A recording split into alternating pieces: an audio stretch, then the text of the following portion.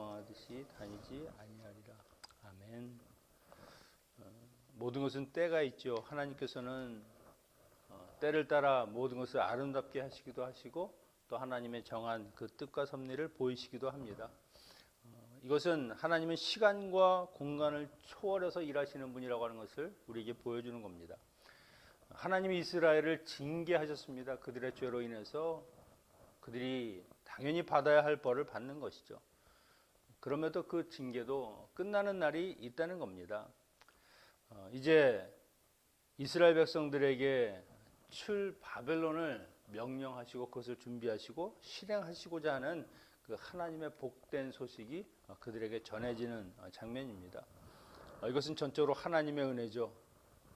모든 포로 생활을 이제 다 마치고 이제 새로운 인생이 시작되는 겁니다.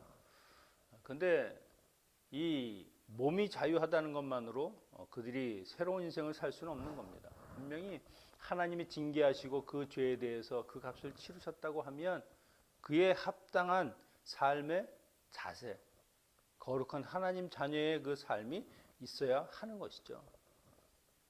출애굽 때에도 이스라엘 백성들 그들의 가장 큰 문제는요, 몸은 자유해졌는데 머리는 아직도 노예 생활에서 벗어나지 못하는 것이죠.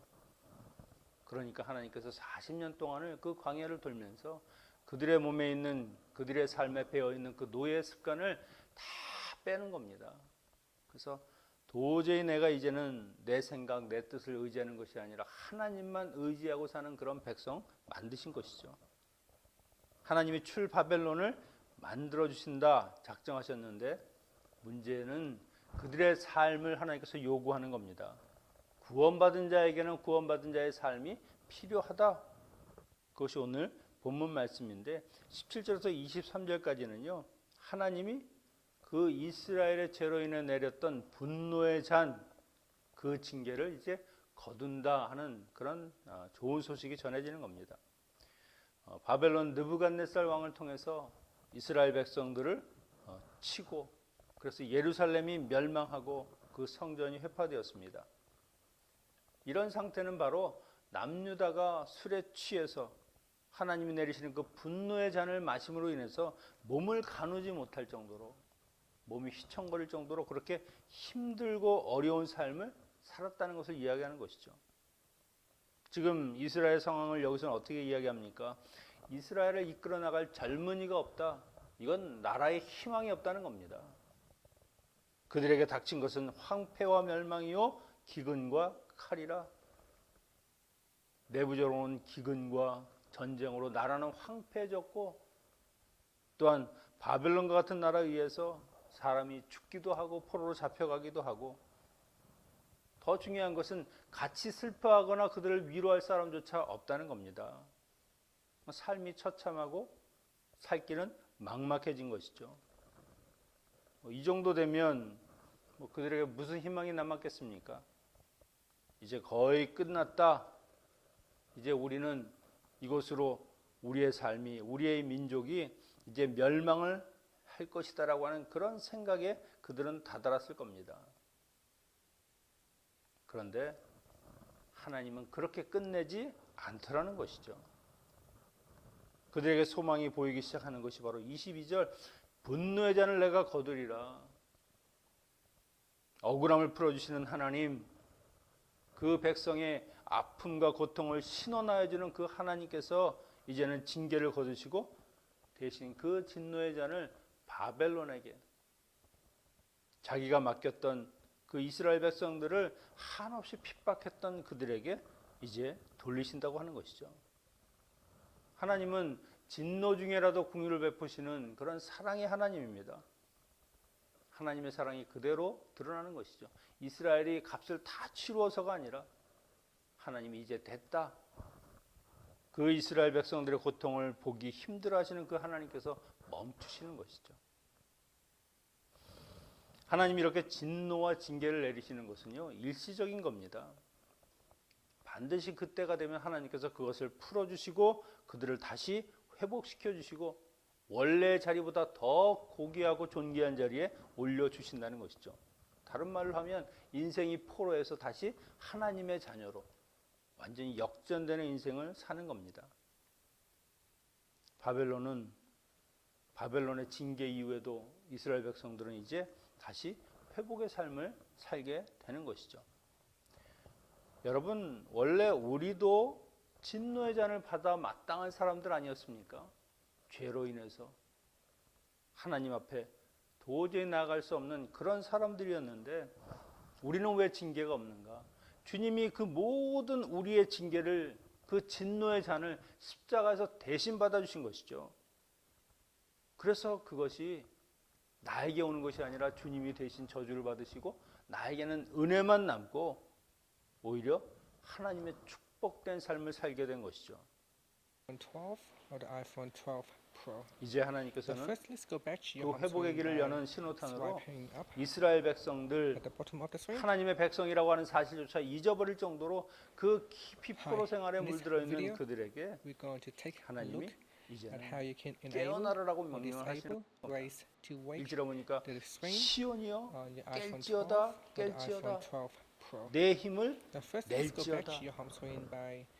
앞에 6절에서는 이스라엘 백성들이 하나님께 깨어나소서 깨어나소서 하나님 이제 우리를 도와주소서 그렇게 하나님을 흔들어 깨웠는데 하나님은 아니라고 하는 겁니다. 너희가 깨어나야 한다. 너희는 지금 잠자고 있는 것이다. 잠자고 있다는 것은 다른 것이 아니죠. 백성으로서의 삶을 하나님의 그 이름 이스라엘이라고 하는 그 이름에 맞는 삶을 살지 못하고 영적으로 침체되어 있음을 이야기하는 겁니다. 포로 생활로 약담과 좌절에 빠져 있고 나약하고 나태한 삶을 살아가는 그들에게 하나님이 이제는 힘을 내어서 그런 삶의 자세가 아니라 다시 하나님의 백성의 삶의 그 품위와 그 본분을 유지하라는 것이죠.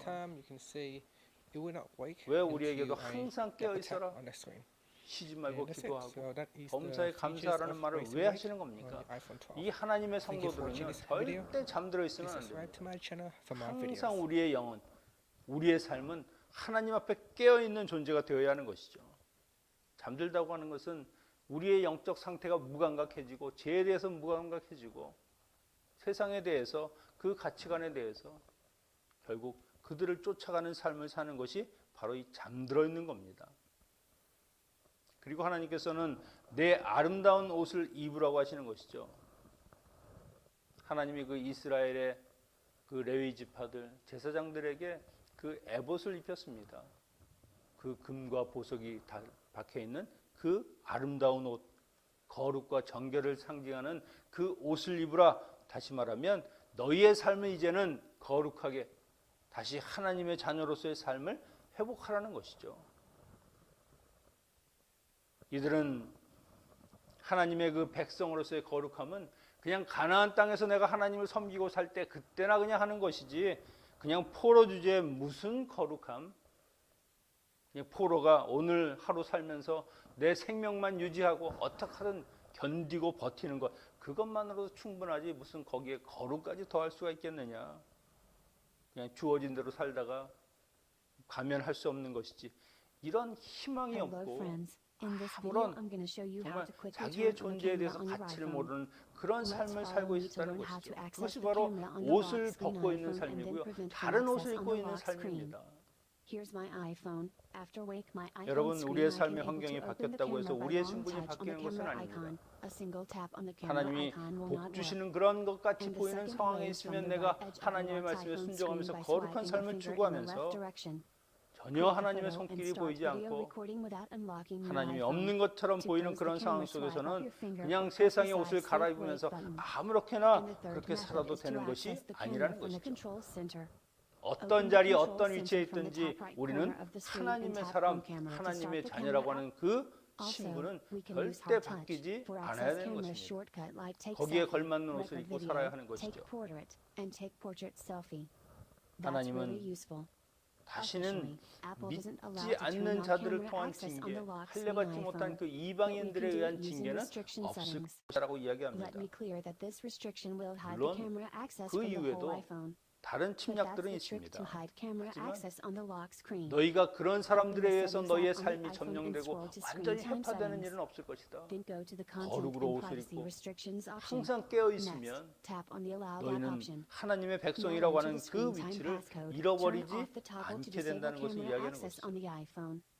Then I am checking the 이전의 camera 내용도 on the lock 무엇입니까? screen iPhone. 이제는 That's amazing because the camera 특글에서 shortcut is grayed out and 일어나고 unable to open as well. 다시 힘을 To 내어서 access the camera, 너의 remove 목에 the 있는 그 줄을 restrictions for camera 끊어버려라. from settings explained in this 새로운 video. 삶을 살라는 You 것이에요. can 새로운 also get 삶을 more 살 about this. 준비를 하라는 겁니다.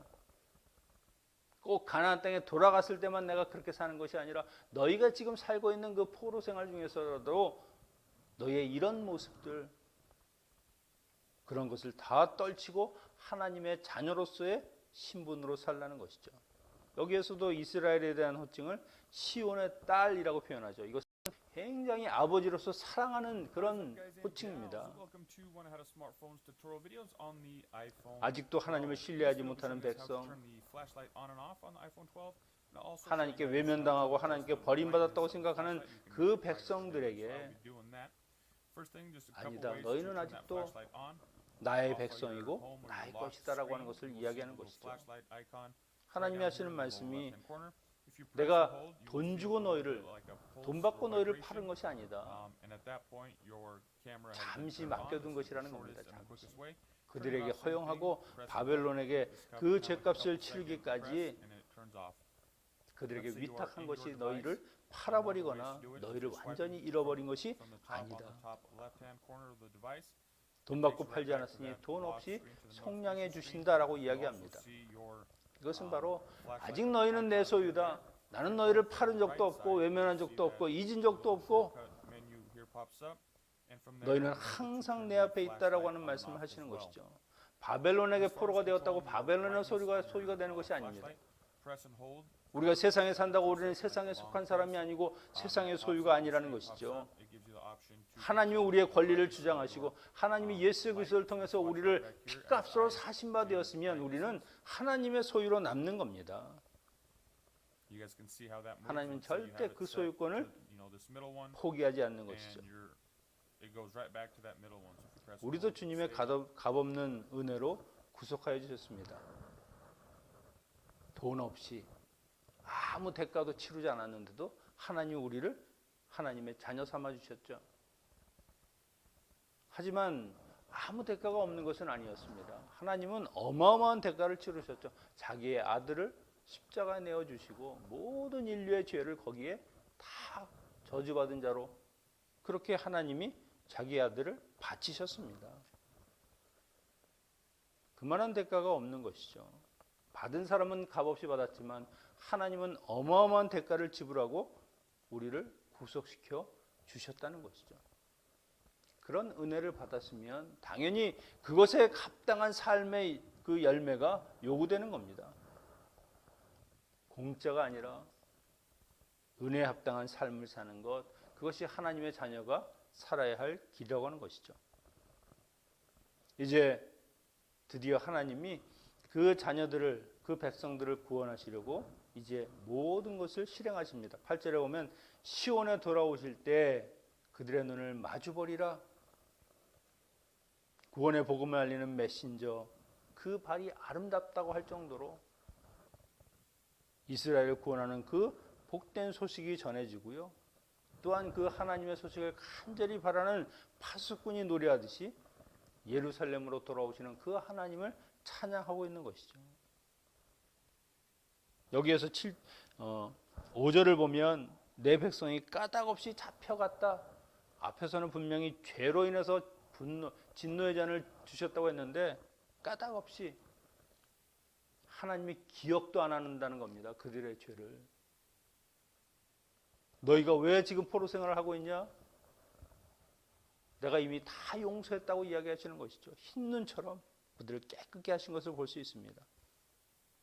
이런 하나님의 그 복된 소식이 들려오고 하나님께서 그들 가운데 다시 임재하여 주시고 동행하여 주시는 겁니다.